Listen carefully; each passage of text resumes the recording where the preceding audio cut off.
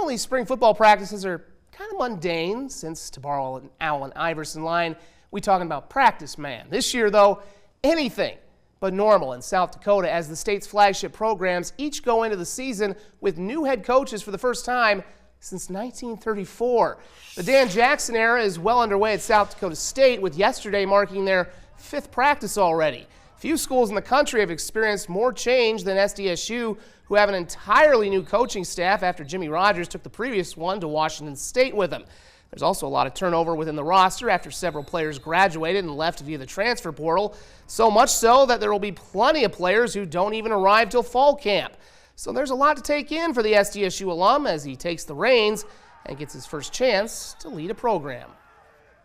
Biggest adjustment is figuring out what to do during practice. I'm bouncing around all the time between different position groups and just having a feel. It's actually, it's a really great opportunity to be able to just feel the pulse of the entire team during practice instead of just a position group or a side of the ball. We have a lot of young guys, and it's a lot of energy in the building just with new coaches, and they bring a lot of energy too. So it's been a good vibe around the facility.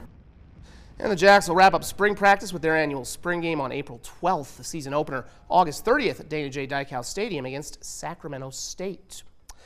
The Coyotes held their first spring practice Friday under Travis Johansen, who succeeds Bob Nielsen after 6 seasons as defensive coordinator.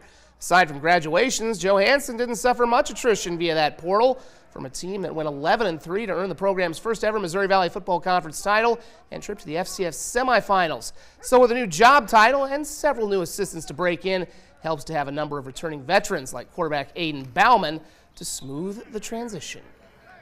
You know, the role is different. So, you know, I think as your first time as the header, you're finding a way to, you know, interject what you believe in, what you have believed in the entire time, the entire football team. And they've been unbelievable that way. There's differences and there's the same things, you know. I mean, at the end of the day, football is football, in my opinion. It's really how you call it and how you get to it. But I think our guys are catching on really quick to some of the nuances we're going to have, and we're really excited.